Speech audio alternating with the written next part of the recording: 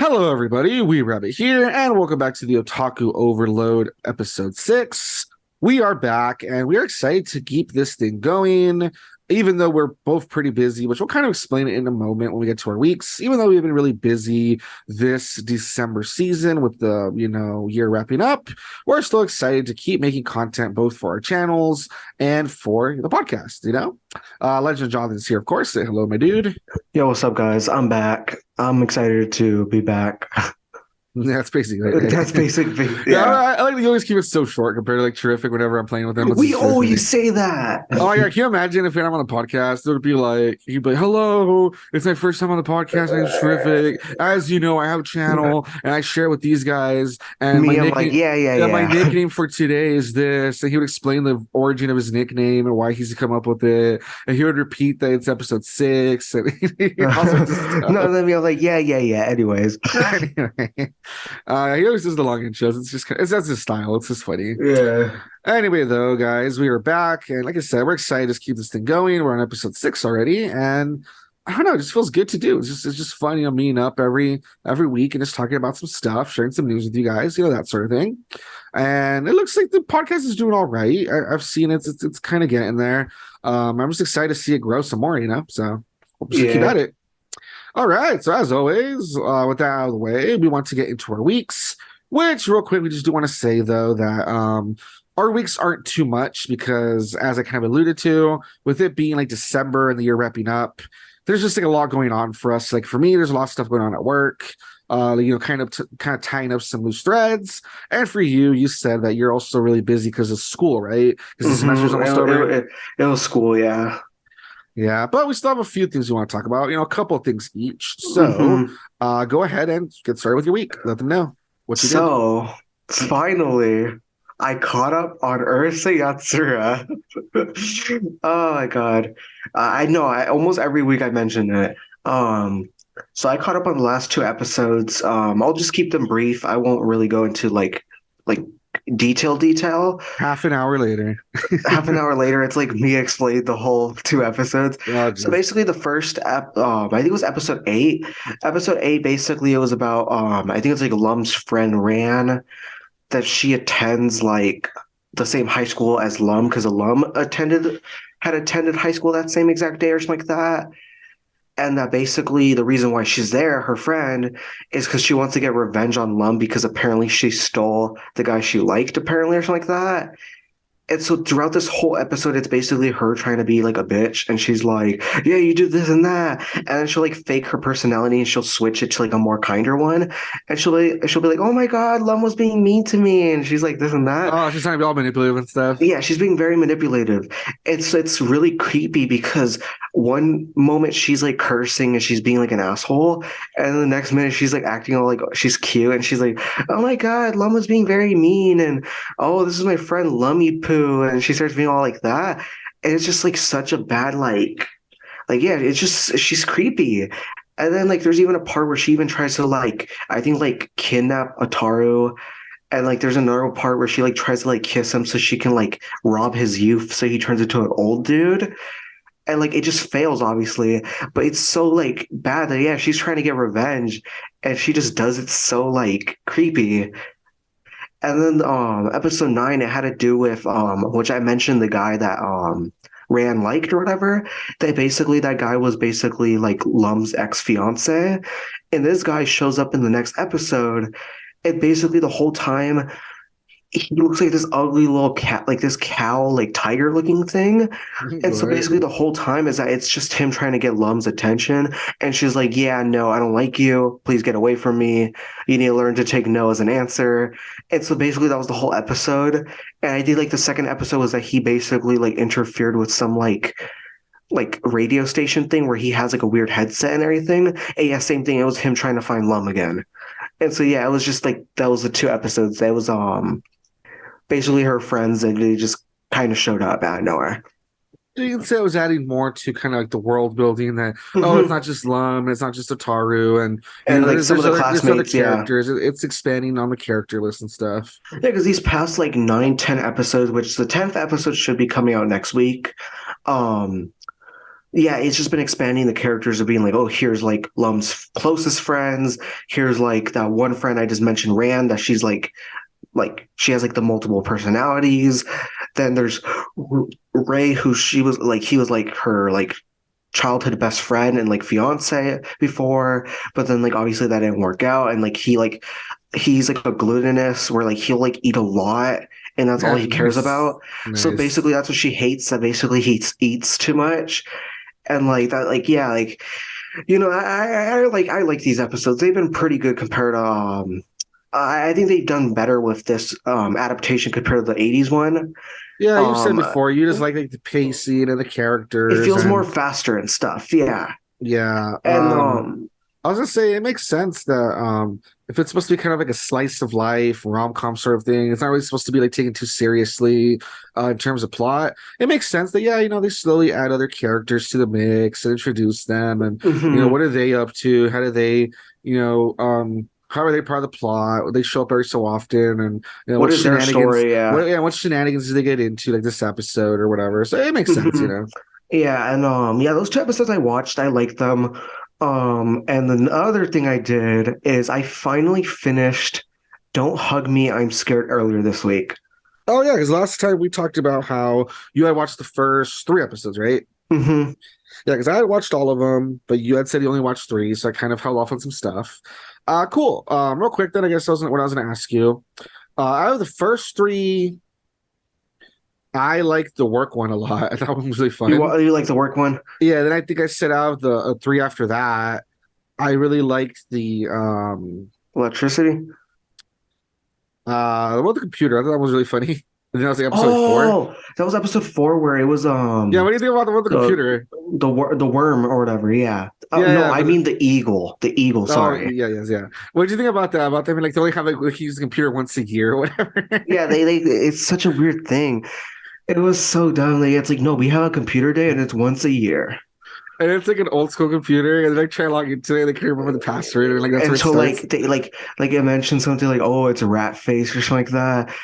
And then like the keyboard just had symbols on it. And my friend Quach, he was with me, he was like, yeah, no, if you see, obviously when they show something like that, you know that they're never gonna give these characters official names.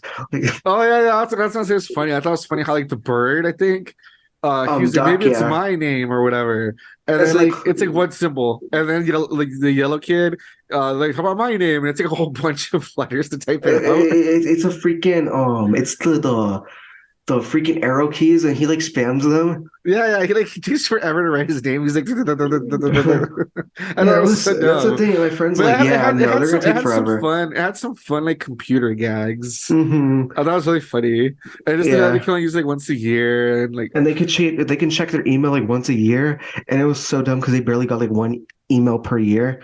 yeah, it was just really silly. I just love it. This is Yeah. a really fun episode. I don't know. It kind of like makes fun of like the older days of the internet. You can say like old school Where it internet. was more slower and everything. Yeah, yeah, it was funny. I really like that episode. And then yeah, episode I mean all of them kind of have Easter eggs, right? Because it's kind of like a deeper series. I always feel like there's more going on than what you think. Episode five and six are the ones where Mhm. you kind of start to That's notice where. Hmm. you start to notice there's like some more stuff going on. Like when they're because episode five is all about they go on a car ride, right? That's the one where well, yeah, you just said it. Yeah. Yeah, at least they go on a car ride. And it's weird because as they go on the car ride, you'll notice that the stuff they're driving past, of course, before stuff goes like wrong or whatever, but the stuff they're driving past is all weird. Like at some point they drive by um or like they mention the town from like this pilot that never came out or whatever. Oh no, they wanted to go there supposedly. And then the GPS says like, oh yeah, that destination doesn't exist There we go. anymore. That's a yeah, yeah. This is an awesome that I watched it. I watched it as soon as it came out. For you, it'd be a little more fresh since you just saw it, Hmm. like earlier this week. Yeah, it was like, so weird. And then I don't know, and they end up like in a wasteland, which is really weird too. And there's like some lady talking to them, and she says something about like, oh, the journey always ends up back at home. And then you see like a live action like person's hand like pushing like a little model of them back to the house or whatever. Hmm. And like they've already kind of messed with the fact that they kind of seem to know that there's like some sort of like a time loop, or they already know like about status quo because there's an episode where the guy, one of them, I think it's Red Guy, he goes like, "This always happens," where like, what does he Mhm. say? I'm trying to Well, remember. I don't know if he says there's a random guy that comes and he talks about like um he I don't forget what the topic was, but he says like some random thing which obviously makes sense because it's like him just like giving an example. But he's like, yeah, like some random guy just talks to us about something, and then he sings a song and blah blah blah, and it's the same thing every single time. yeah, and then we go back to normal, like nothing happened or something. Like he Hmm. basically is pointing out like the meta of the show or whatever, and I thought it was really interesting. And not only that, but then there's also the part where like we talked about the oh, maybe we didn't talk about it in detail, but there's an episode where one of them supposedly dies. Hmm. And then at the end, they're sad that their friend died, so they make like a little replica of him. At the end, they even start like, singing the little song, the theme of how there's gonna be four of them instead of three, and it looks Hmm. like it's gonna be great. And then one of the ducks kills the other one, and he's like, "Yeah, no, four doesn't work." Like saying that, like, I Hmm. have to go back to this being three of them or whatever. Like a trio, yeah. Yeah, and so there's like a lot of like meta stuff, you know what I mean? Hmm. And anyway, so at five, that's where it kind of hits the peak where it's kind of showing that, like, oh, someone's actually controlling the show. They're like resetting it. And episode Hmm. six, the one where it gets really weird, that basically just to like give a brief thing of it, yellow guy, which is the guy with the little mohawk and like the suspenders, I mean not the suspenders, the overalls. Um, they're talking about batteries, and he reveals that he actually has like a battery pack in his chest. And so when they give him the new batteries from the electric box or whatever, He he gets becomes super smart. smart. Yeah, like it's like he gets like juiced up. He's really smart.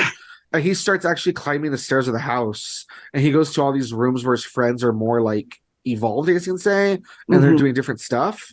And when he reaches like I think it's like the third floor or whatever, Hmm. there's this lady, and she basically has like a replica of the house, and she has like the little figures, and she even says like, oh, like if a duck dies, she has like another version of it. She's like a drawer full of like little like duck figures. Hmm. She And puts it, it's yeah. yeah, and it's like she's been watching the whole time and she's like controlling them, which is really weird. And then he tries to like I don't remember, he tries to like talk to her, like touch her or something, and she like out of nowhere, she already looks really creepy. She looks Oh, like she's all like stitched together or whatever. It's like really weird. And he he. when he Oh, tries to talk to her or touch her or whatever, she like yells out all random like, "You're not my son!" And then she goes back to normal like a second later, okay, and yeah. tries to like smile or whatever. It's like really creepy. And then she gives him like this book that's supposed to like reveal like everything that's happening and explain everything.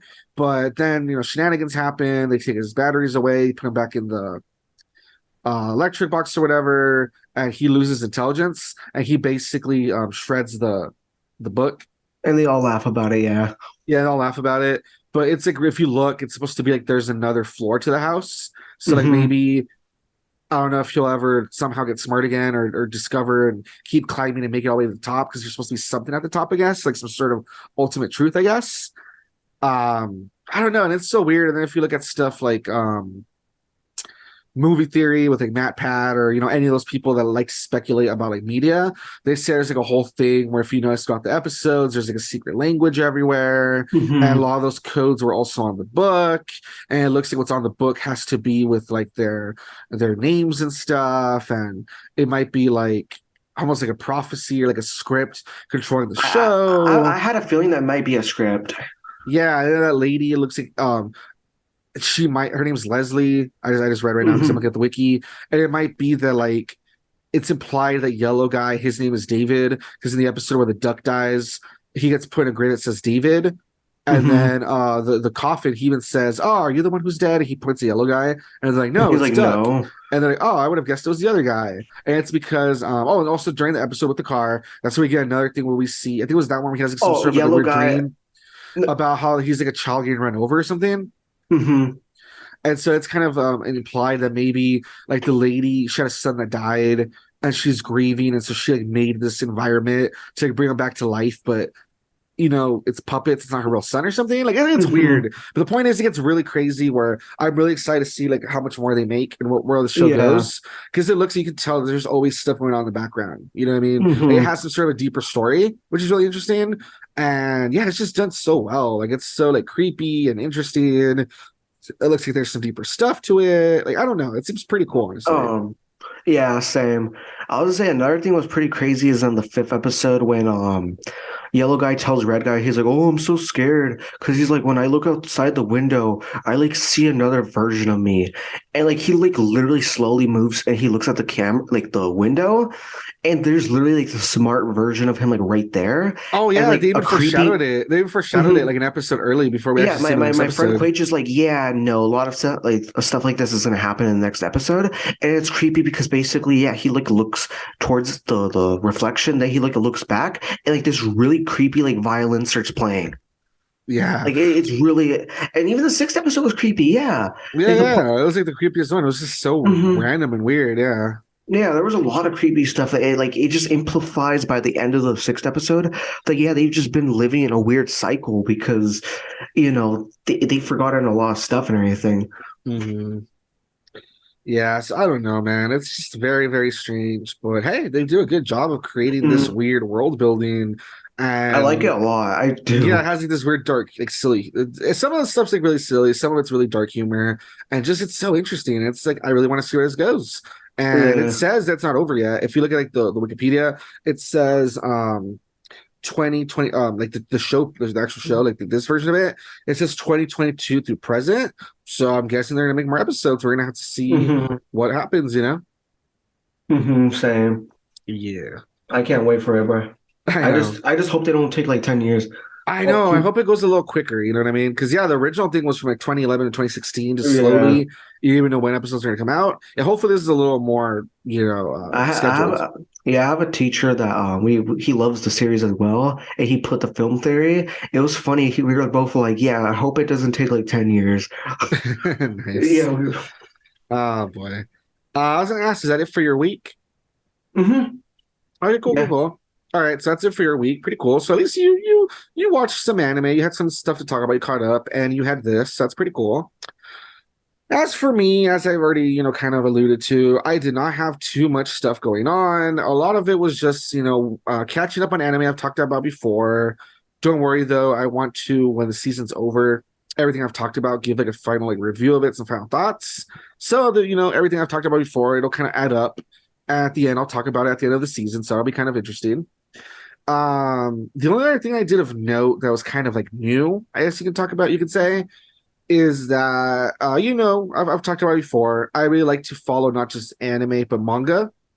I have certain manga that I have kind of just like saved, and I kind of like go to them every so often, and like try to catch up every so often when chapters come out. And the manga that I read, because there was a lot of like chapters that are dumped all at once, and I think it's up to chapter 90, and I think it said there's gonna be one more chapter that should come out soon, and then it'll be like over.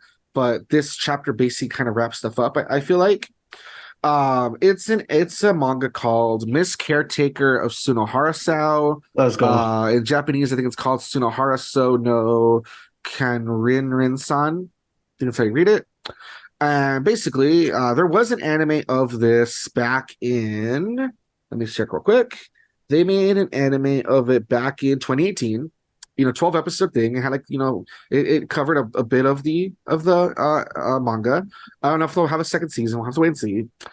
But anyway, the point of this series, I'll just read the little plot thing real quick. Says the series follows the shy Aki Shina, whose feminine looks often cause him to be teased and mistaken for a girl. Wanting to reaffirm his identity as a man, he moves to the logging house Sunohara-sou in Tokyo and forms a crush on its motherly caretaker, Ayaka Sunohara. His plan does not go smoothly as Ayaka and the other residents, Yuzo Yukimoto, Sumiri Yamanashi, and Yuri Kazamazi of the Tanamachi Student Council often tease him and make him wear women's clothes while he's getting read as a girl. So it's an interesting series, I guess. Basically, it's this little shy boy. He hates that everyone always teases him, calls him a girl, and so in order to get some independence and I guess try to like prove himself in a new school or whatever, he decides to move to Tokyo because he's from like a little town in the country, is what's implied. And so he goes to this, the city. He goes to this dormitory, and he's like, here I'll start a new life, and people take me more seriously and all that stuff. But it doesn't go as planned because soon all the other people in the dormitory, they're all girls. It's supposed to be a girls' dorm, which he didn't know. And basically, yeah, all these student council girls kind of tease him and mess with him, and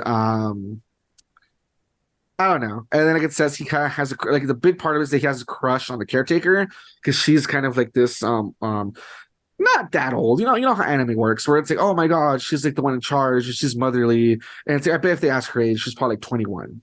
Yeah, She's like but 23. they make her look like she's like the oldest. Yeah, like if it was in America, it would be like the equivalent of her being like a 40-year-old lady or something that lives by herself. You know what I mean? She's probably like a 23-year-old. You know, she probably is like out of college.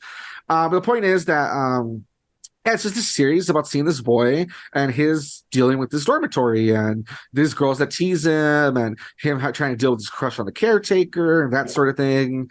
It's not for He's the everybody. Shotakun. Yeah, I was gonna say it's not for everybody because it's very much a series that really leans into the whole ara Shotakun, you know what I mean? Because it's very much like some of the older girls are like, ooh, a cute little boy to mess with.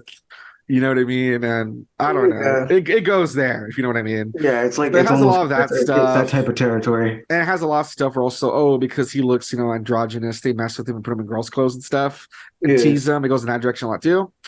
So it's not gonna be for everybody. Some people aren't gonna like some of that tropey stuff or some of that weird kind of, I don't know, we'll call it anime, Japanese shenanigans that some people are like, that's weird. So it's not gonna be for everybody. But I swear that at its core, it's interesting. It's kind of a lighthearted story. I think it is kind of nice because you see how he does form a friendship with the 3 student council members, especially the student council president, because she's also very short. So she has kind of like a complex about that, and she even wears like a little hairpin that has like a little like duck on top of her head, supposedly to make her look higher, taller, which is kind of stupid. But yeah, she's like, she doesn't care about her height. And it's kind of cute to see how he, forms a friendship with her. And you can see that she's kind of, has maybe a bit of a crush on him and maybe vice versa. But, no one wants to admit it. And then the other members too, one of them is really tall and she has like a kind of a crush on the student council president. So it's kind of fun to see like some of the shenanigans they get into sometimes. And then there's another one that she always looks to like, make costumes for Aki. And, he doesn't like it. Sometimes she tricks him into it as well. So I don't know. Even though they kind of mess with him, like I said, it's kind of fun to see how he does eventually over time, though, get like actual friendships with them. Like they do actually start to like, like each other and stuff. And then there's other characters as well. Like there's like the 𝐥𝐤𝐤, sister of Ayaka, that, her and her friends love to mess with the kid and whatever. And that's the thing. Even though they are messing with him, and even though it can be kind of weird, like I said, when they're kind of like, the whole ara and being kind of pervy. Yeah. That's kind of weird, though. At the same time, though, if the whole point is this boy wanted to get taken seriously and have people see him as a man, at least at the same time, he kind of does go through some experiences with like, okay, he's getting more used to girls. Girls are taking him seriously. They're, attracting to him, and he's kind of helps him grow up a little bit and stuff. You know what I mean? So that's why I say it is interesting. Like I feel like it does have some merit. It's not just like weird and like pervy the whole time. It's like, it's kind of nice to see this kid come out of his shell a bit and maybe stand up for himself sometimes, that sort of thing. And then his relationship, like his crush with the caretaker, is also really interesting because I don't know, obviously like, she sees him as like a kid and she treats him as like a child at first. But as it starts to progress, she does kind of start to see that, okay, like he is a boy, he is a young man, he's growing up. And you kind of see how she starts to treat him. That. She starts to treat him a bit differently.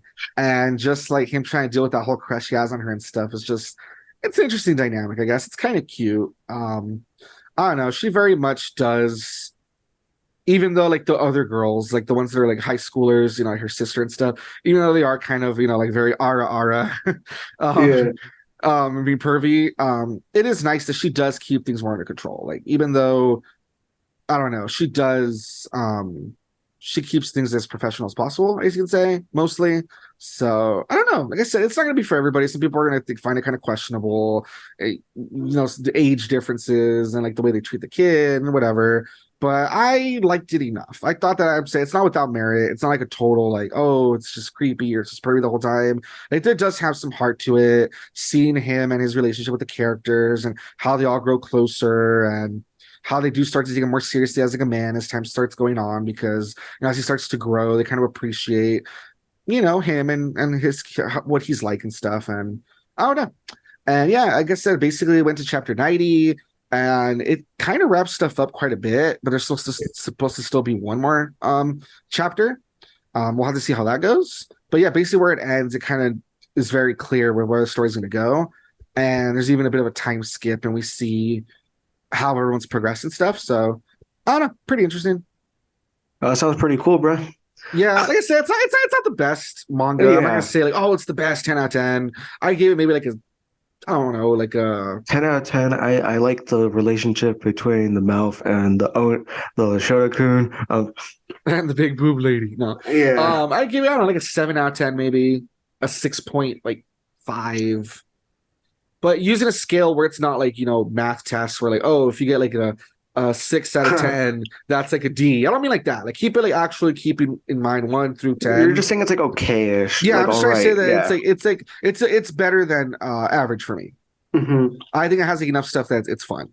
So yeah, like I said, that's basically I caught up. I'm almost done with it. A lot of chapters came out all at once, and I'm just missing that last chapter, which should come out hopefully within like this month, and we'll see how the story ends. But I like it. I would recommend it if you like slice of lifey stuff about people. I don't know. There's a lot of stuff stories where it's like, oh, it's in a dormitory, how people get to like know each other and stuff. If you like that kind of story, I don't know if you have a thing for like the Shoda-kuns and stuff. I don't know. There you go. It has its demographic. Yeah. Oh my gosh. But yeah, that's it for my week. So there you go. Wow. Oh boy. All Let's right. go. Yeah, so that's it for our week. Like I said, not too much going on. I'm hoping that, as we get deeper into December, hopefully towards that like winter, Christmas, holiday break or whatever, hopefully I'll be able to catch up on some stuff or like, throw some new stuff to talk about.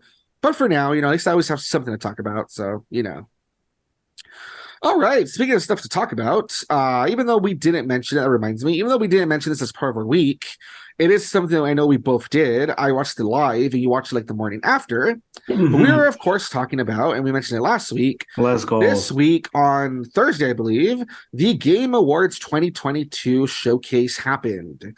And I watched it. I enjoyed it enough. I can't say there was any like really, really big announcements that I was excited for. But there was still, but there was still some stuff that was fun. And I guess, like I said, even though we didn't talk about it our week, we will talk about it in terms of news. So we're going to do this in 2 parts. The first part is going to be different award winners. We'll talk about some of them. And the second part will be some of the stuff that got announced. Because, of course, that's kind of the point of the show. Some people win awards, some games get announced, etc.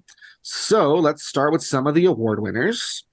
So in no particular order, one of the awards that got given out that I thought was interesting was the most anticipated. And that means like what game are people more excited for? It's going to come out next year or super soon, supposedly. And on the list was Final Fantasy 16, Hogwarts Legacy, Resident Evil 4, the remake, obviously, Starfield, and The Legend of Zelda Tears of the Kingdom. And the winner was, drumroll, Legend of Zelda Tears of the Kingdom. Let's go. So it makes sense because I think this is the game that's like, except for me, Starfield. This is the game that's been on been people waiting for it the longest since like 20. No, I was gonna say 2018. Yeah, like 2018, right? Maybe I don't remember. Like 2018 or 19. But yeah, people have been waiting for this game for a while now, so it makes sense that it's like so anticipated since we finally know it's coming out like next year. So that was most anticipated. I thought that was fun. Then another one I thought was kind of fun was Best Adaptation. And basically this one means like what's a video game that people thought got adapted into either like a TV series or a movie really well. Super Mario Bros. 1993. Oh, God.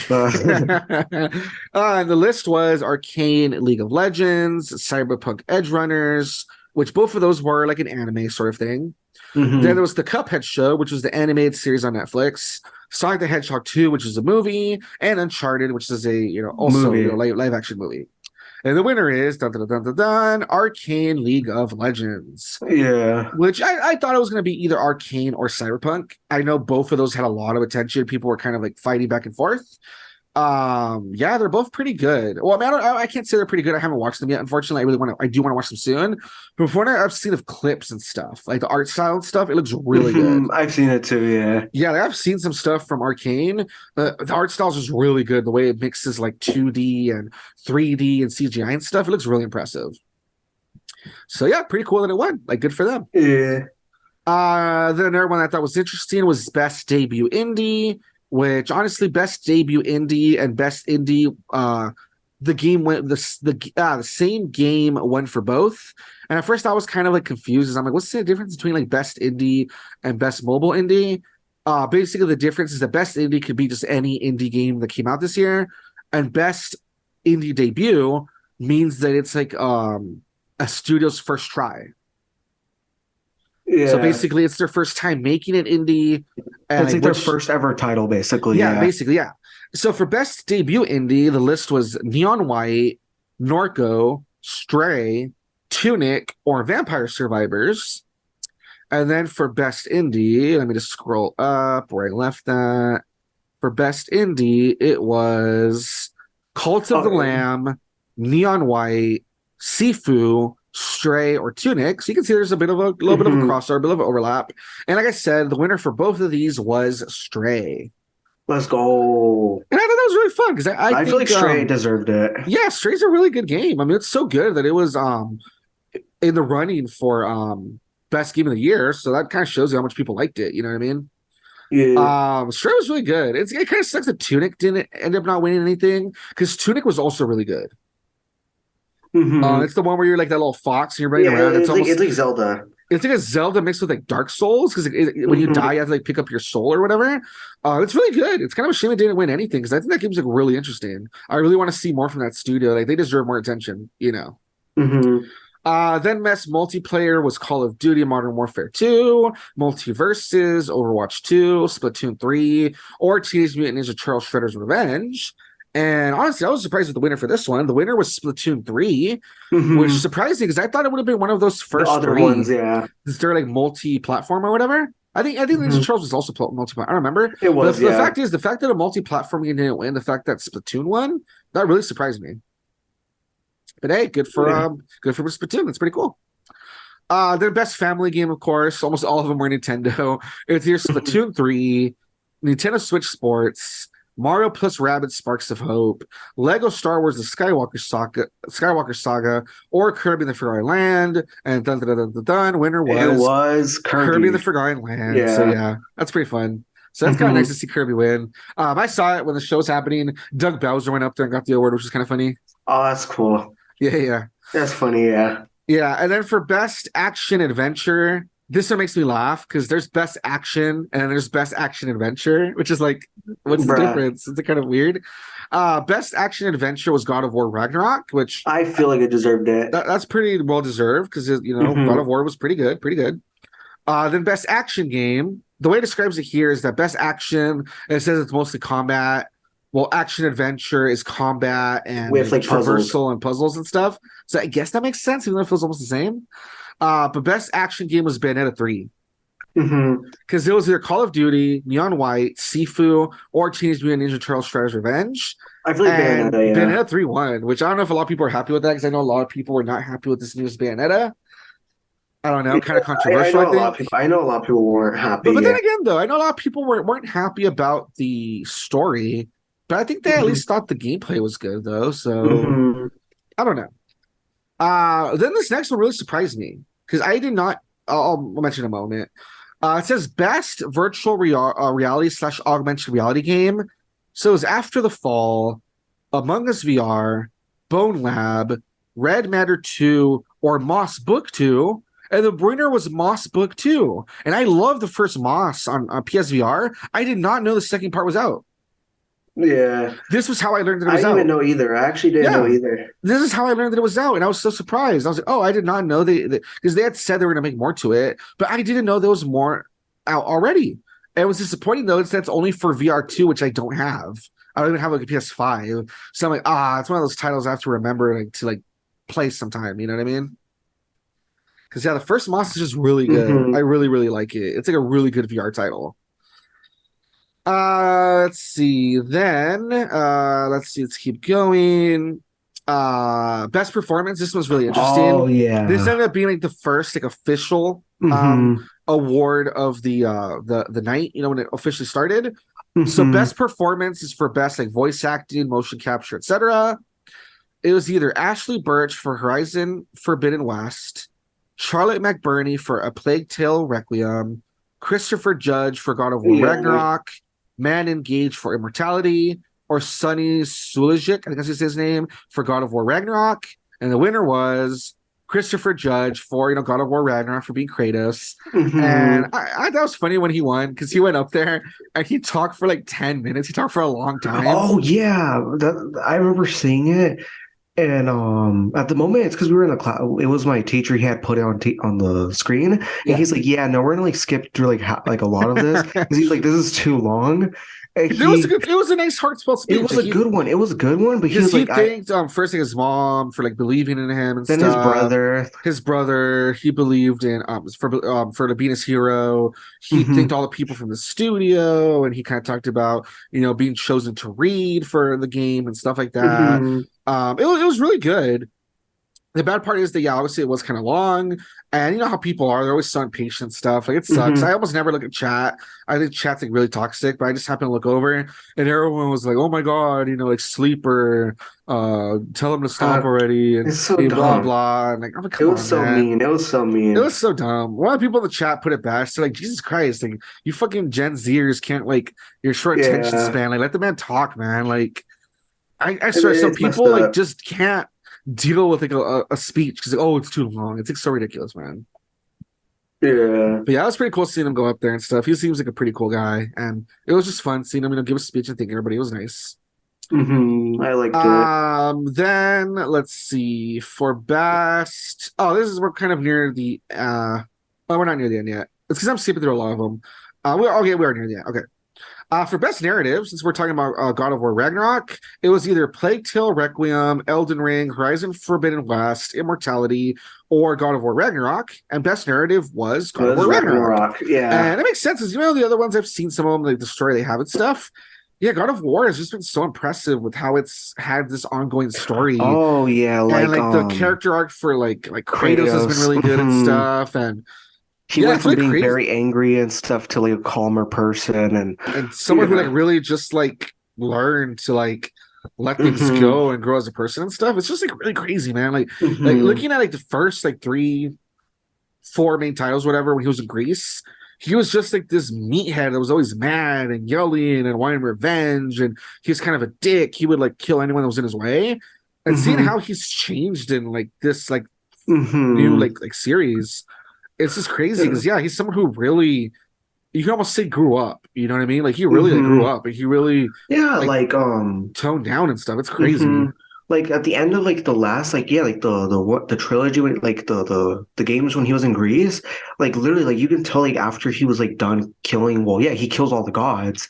He's kind of like, okay, it's like you can tell that he's just left with his his anger and sadness.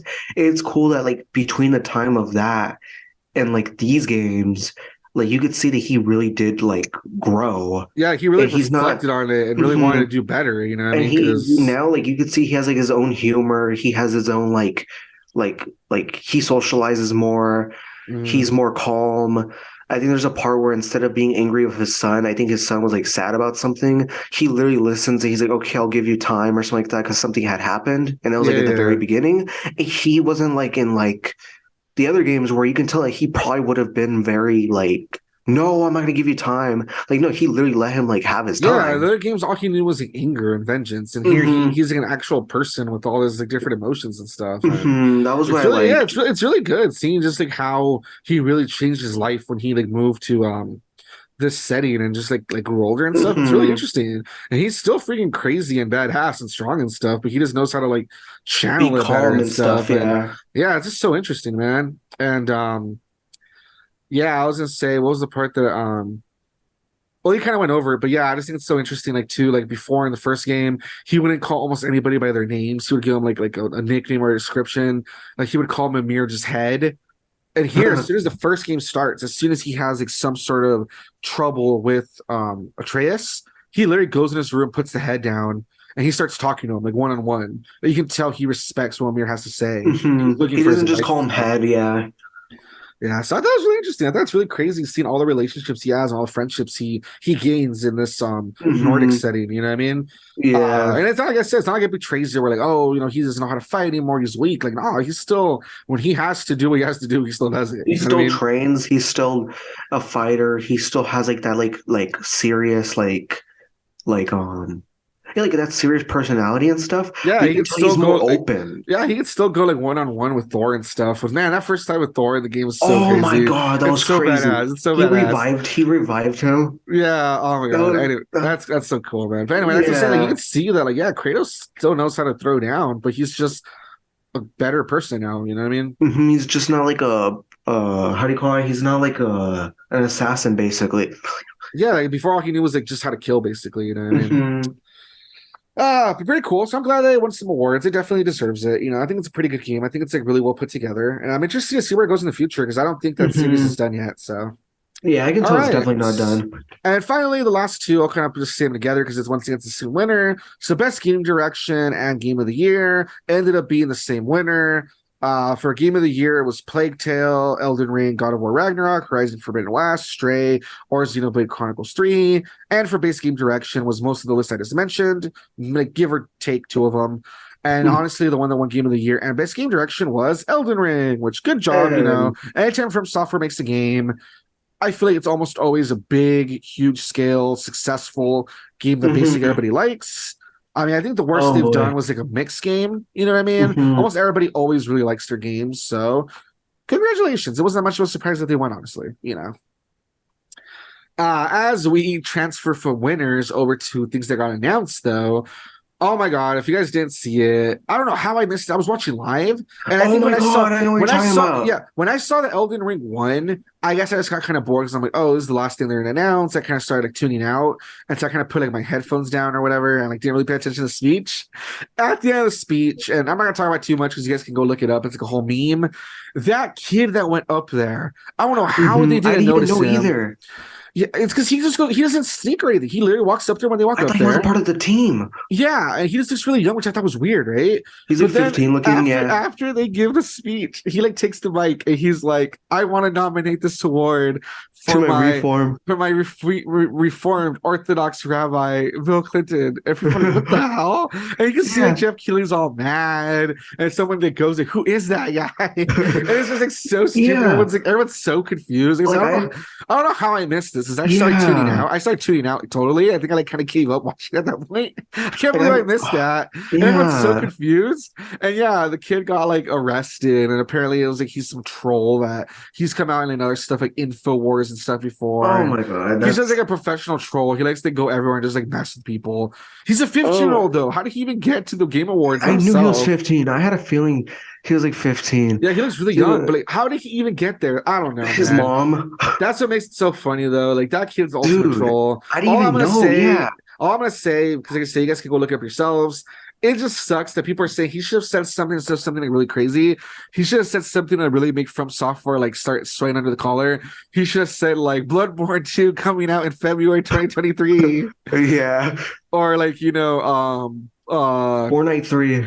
no, it has to be like From Software stuff. Oh, Or that's true. he should have said like yeah, Bloodborne 2 coming to PC, or he just said like I can't remember what the other one said. It was like Dark Souls 5 coming next year. So I don't know. It was people are just suggesting like, stuff he should have said that has to do with From Software that would have made people like that made them sweat because he like embarrassed them saying that there's a project that's not coming. You know what I mean? It would have been funny. Yeah.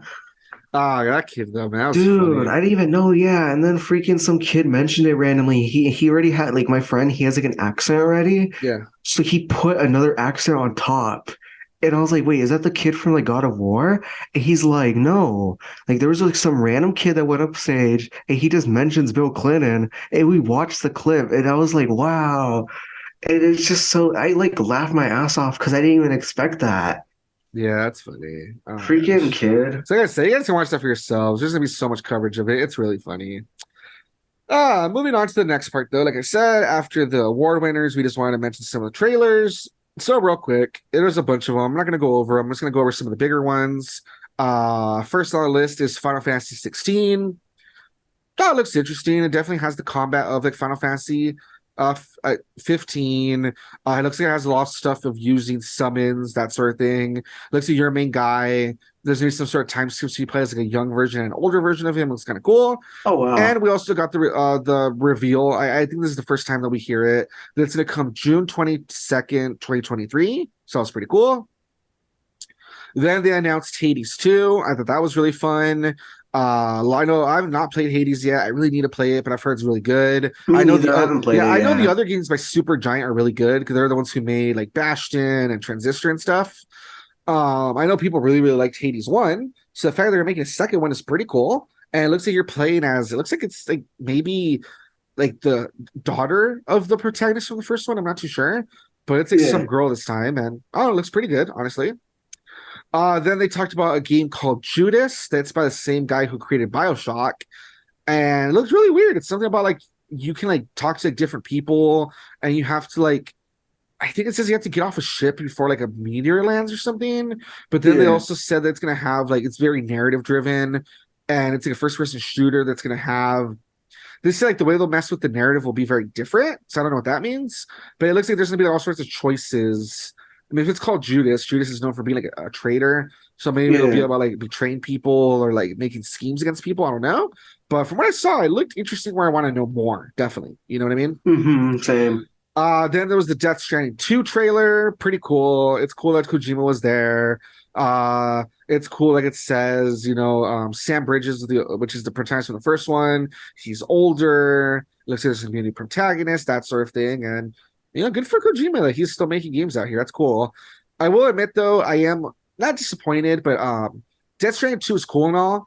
But I really want to know what's up with the fact that suppose he's making a horror game with Xbox. I still want to know more about that because we haven't heard about that. That's what Same. I wanted to hear about first. So, Hmm.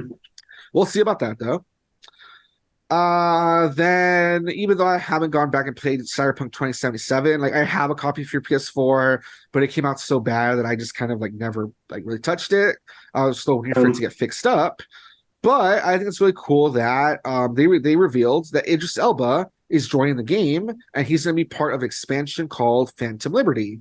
And pretty cool. He looks pretty cool. Like in game, it looks just like him. So that's like really awesome. Yeah.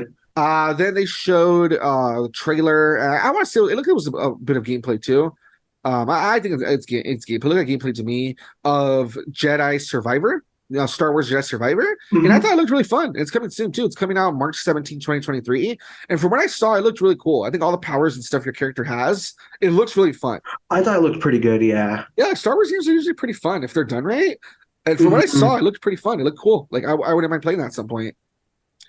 Then they gave more information about Street Fighter. I don't remember if I had released it before, but it's gonna come out June 2nd, 2023. And then it showed more characters, which yeah, honestly, not the Street Fighter 5 was bad, but I know it came out kind of like broken and incomplete. Street Fighter 6 Hmm. already looks like so much more interesting and fun. Hmm. Like I'm not even really into those games, but just seeing what they've shown, like, it looks really fun, honestly. Well, yeah, I thought it looked pretty cool. Yeah. Then they talked about Suicide Squad Kills the Justice League. It's coming Oh, May that was super 26th, interesting. 2023. It shows that like they already like defeated Flash and they're like carrying his body around. And Hmm. then in a tribute to Kevin Conroy, who died earlier this year, they showed that yeah, they're gonna fight like an evil Batman. But they're like Batman doesn't kill people, and like he like drops a corpse in front of them. Like he like totally like broke some dude's neck. It was like a police officer or Yeah, something it's like like it's, that. you're gonna have to fight like some sort of a like brainwashed a brainwashed Batman, which looked fun. So I'm like, oh, that looks pretty cool. Oh, and it was cool because he's like, I am vengeance. And I was like, Oh man, I'm oh, like, damn, yeah. he's gonna like kill some people. Hmm. This one isn't really a game reveal, but they showed like a minute and a half of Mario, and it shows Hmm. him walking through Toad Town or whatever you call it. It shows him going through pipes, that sort of thing. Looked pretty good. They used a lot of like music from the games, and there was a lot of little like references to, like the games, Hmm. like coin blocks, pipes, cheaps, little platforms he jumps on, like the little platforms from the game. So fun Yeah, stuff. I thought it was pretty cool, the music references. Yeah, the game continues to look pretty interesting, honestly. I'm Hmm. pretty excited. Then they talked about Tekken 8 for a little bit. That looked pretty cool. I mean, Tekken, it's one of those games that, it's one of those big fighting games. So it's getting their entry, which is It's been cool. around for a while, yeah. Yeah.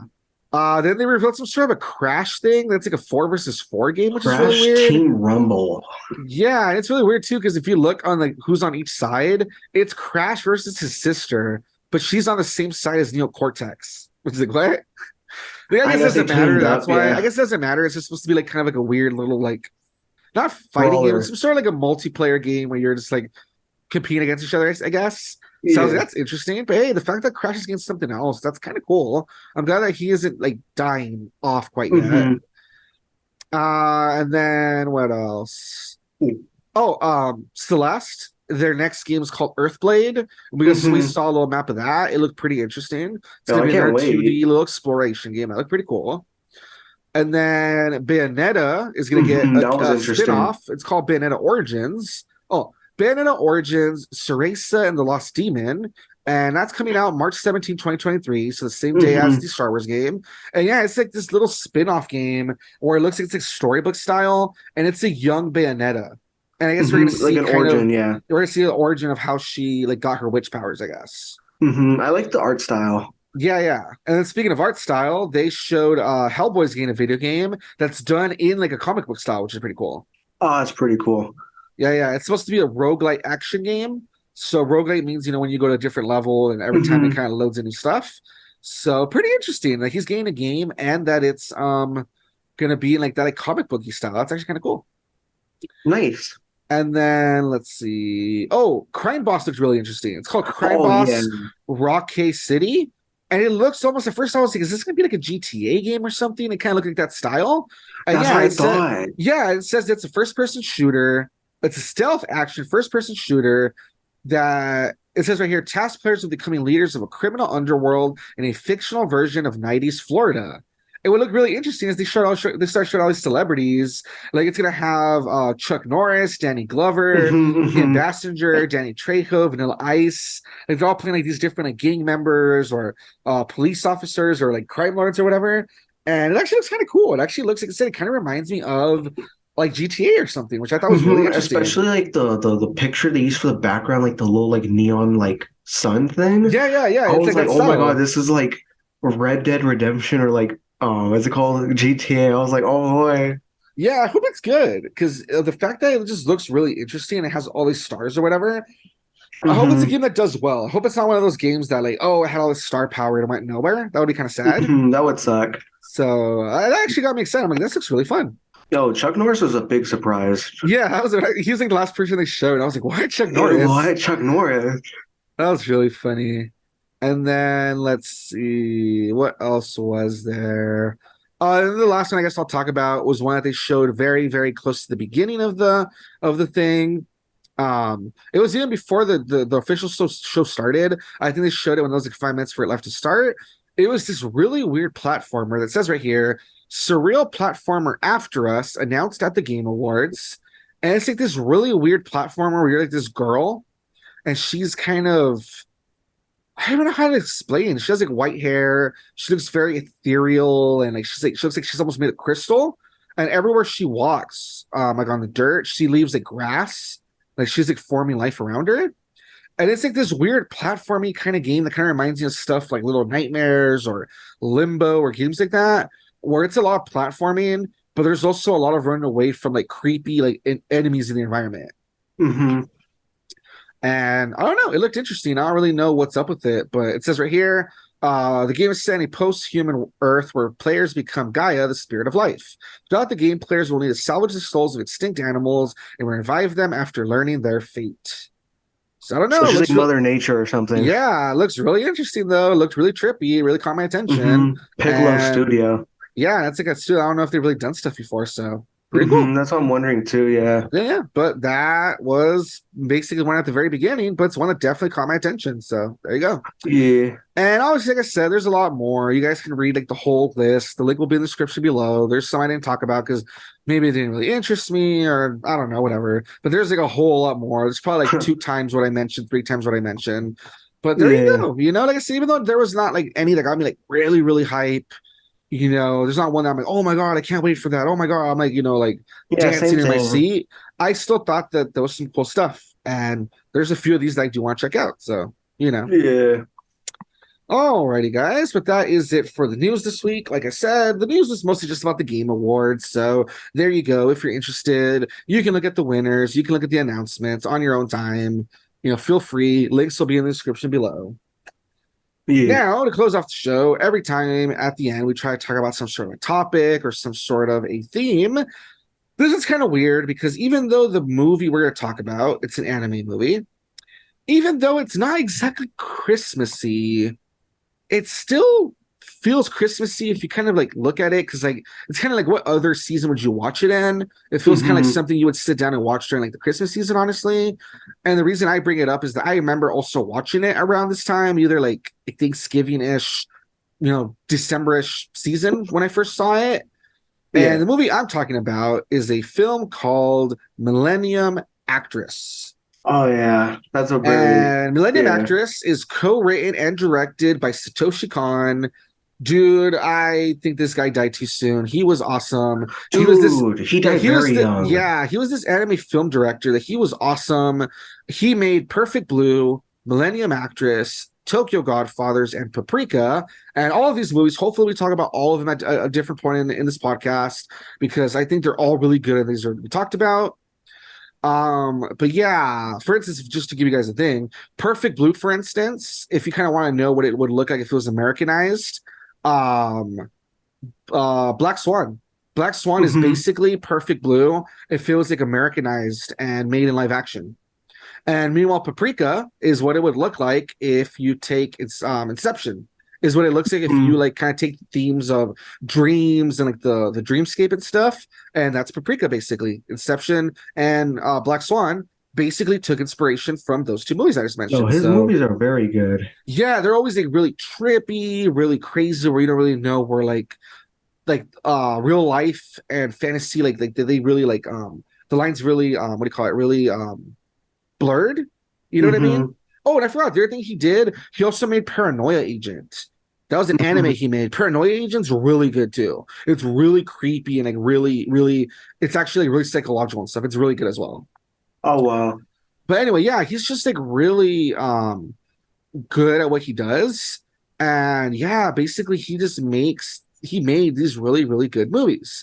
And like I said, the one I want to talk about this time is called Millennium Actress.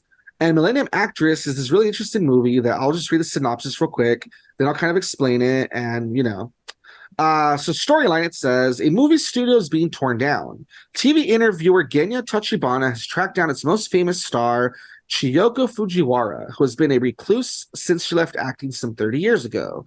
Tachibana delivers a key to her, and it causes her to reflect on her career. As she's telling the story, Tachibana and his long-suffering cameraman are drawn in. The key was given to her as a teenager by a painter and revolutionary that she helped to escape the police. She becomes an actress because it will make it possible to track him down, and she spends the next several decades acting out that search in various genres and eras. And from what I remember, you said you also watched this movie, right? I watched it. Okay, perfect. I think around like January or like December as well, or something like that. All right, cool. So it's a movie that we've both seen. And yeah, it's so interesting because it's just such like Satoshi Kon, he made such good movies, man. Like this is a movie that's just so creative, so interesting, so emotional. Kind of like it says here, it starts with the studio getting shut down. But once that guy Tachibana goes to talk to her, she's like this old lady. He finds her house. He's talking to her about how, I found this key. Can you tell me what this key is about? You left it behind the studio. And she starts reminiscing about her life. And basically, she explains that, yeah, she was a young girl, and that basically, as a young teenager, she fell in love with that painter / revolutionary, and that he was like her first love, and she helped him escape the police, and that he gave her that key, and he told her it was going to be important to hold on to it. And it was during like this whole war thing, so he escapes. She tries to go after him, but she's not able to catch up to him. I think that he was on a train and she's not able to catch it or whatever. And so from there, basically, in order to follow him, hopefully meet up with him again, she becomes a actress. And basically, she goes, if I go to the city and I become an actress, hopefully he'll see me in one of my movies or something like that. And so she does that. And she acts in everything from like kaiju movies to samurai movies, historical period pieces, sci-fi, all sorts of stuff. And it's really interesting because, like I said, since it's a movie by Satoshi Kon, he basically blurs the lines where you don't know what's real and what's fiction. So sometimes what she's acting out that's supposed to be on set, you can't tell if it's really her acting in a movie or if it's actually stuff from her real life that's bleeding into it. It's really weird. So for instance, the most famous part I guess I'll talk about is that there's a movie that she does that has to do with World War II. It takes place during World War II. And so basically she's there when the Hiroshima bombing happens. I remember that. And it's like super crazy. She was there, but she was also acting in a movie that had to do with that. And so when it gets to that part, for instance, you can't tell which parts of the movie and which parts like what she actually experienced. Like the lines really blurred. And it's just so weird, man. And it's just it's really hard to explain. Like you really have to watch it, but you get so caught up in it because it's so interesting seeing these different movies that in every movie there's like parts of her life and what she's going through in her journey looking for that guy. And it just blurs the lines so well where like every movie has a part of her life in it. And it's like, you know, it really touches home because for her, every movie represented a big part of her life. And not only that, but then the cameraman and the interviewer, they also become a part of the movie. Like they're also there, like based on her story. It's like they also get swept up into it and they play a part of the movie as well, which is like really crazy. So it just like really messes with the line between like fantasy and reality and like what memories are and like how they're kind of like fluid that, you know, like she's probably putting a part of herself and what was actually happening to them. The point is, though, it's really weird to explain, but you really should watch it. It's a very quiet movie. It's very quiet. I mean, it has its funny stuff, its sad stuff. It's just a very good movie. It's one of those things where when people don't take anime seriously, this is the type of movie you should watch to take it seriously because it's as good as any other like Hollywood movie. It's just so it's well really told. Good. It's just so well done. The art's so good. The voice acting's so good. It's so emotional. And I don't want to ruin the end, but man, when it gets to the end, that it's very sad. It almost made me want. I didn't cry, but it almost made me want to cry because it has this ending that's just very. I don't know how to explain it without ruining it, but it just has this emotional send off that just kind of makes you go like, "Damn," you know, that hits you in the feels, man. It's just like, oh, it's so good. Just seeing this woman reflect on her life and everything she went through, looking for that love of her life, and just man, it's just so crazy. Yeah. But it's so good. I recommend it to anybody. I think it's like really good. And luckily, I think finally, it's kind of funny because I think when I first talked about this movie, I first discovered it, they hadn't made like a new dub of it yet. All they had was the 2005 dub. They literally just made like an updated dub, and I think it's like in a better like resolution now on 2019. Oh wow, that's very recent. Yeah. Oh yeah, and then we've talked about him before because I really like this voice actor, Benjamin Diskin. Yeah, young Xehanort. And a bunch of stuff. He voices a character that I think, if I remember correctly, looking at the list, I think he voices the cameraman. Oh, wow. Yeah, because he's like one of like the top 3 people on the list. I think he voices the cameraman, actually, which is pretty funny. Wow. But yeah, this movie, guy, you guys need to watch it. I recommend it to anybody. Like I said, if you want a movie that like pulls at the heartstrings, that is just a really well-made movie, man, you just need to watch it. Like I said, it feels like you're like in the position of the cameraman where you're just listening. That's what it feels like too, because you just sit there and you listen. So drawn into this movie of this woman's life. It's just so good. Like you don't even talk. You just sit there and you just watch. Yeah. And I'm saying it just sucks so much when people don't take anime seriously or animated stuff, because this is one of those movies that if you watch it, oh, it's just so good, man. It's just so good. And like we were saying, it just sucks that Satoshi Kon died so young because he only got to really make those 4 big movies. But yeah, we didn't mention it earlier. He died of pancreatic cancer at age 46. Oh, that sucks. So it's like, man, he's one of those people that's just gone too soon, you know? But yeah, guys, that's our movie for this week. As I said, even though it's not very like exactly Christmassy, it feels like it fits in with the season. It feels like something you would watch at Christmas if you want something like a bit emotional, you know what I mean?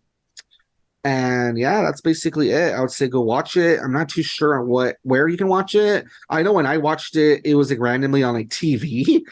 Of all things, it was just like on a random like TV channel, which is like really, I don't know how that happened. But actually, let me check right now. Let me see if it's on any like streaming service, just so people know real quick, and that's what we'll close off.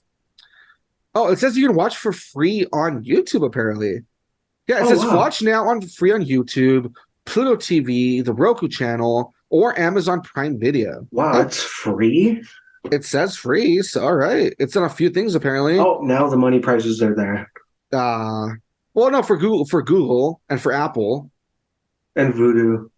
Yeah, but apparently, I don't know, it says Pluto, Roku, and YouTube Prime. for free. So I would say if you have a chance, watch it, man. Even though it's man, this movie's like more than 20 years old at this point, it still holds up and it's awesome. Go watch it. It's like 21 years by this point, yeah. Something like that. Yeah, exactly.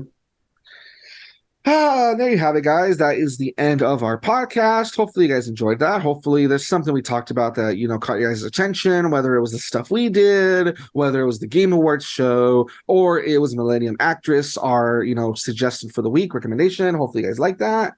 And with that being said, we will see you next week. Hopefully, if everything goes well, hopefully next week we'll have new stuff. Well, I know for sure we'll have some new stuff to talk about, but hopefully we have some more. Hopefully we watch a new series or play something new. We'll see how that goes. Yeah. And yeah, we'll see you guys next week if possible. This has been Weebrabbit and The Legend of Jonathan. And we'll see you guys next time. Bye-bye. Bye-bye.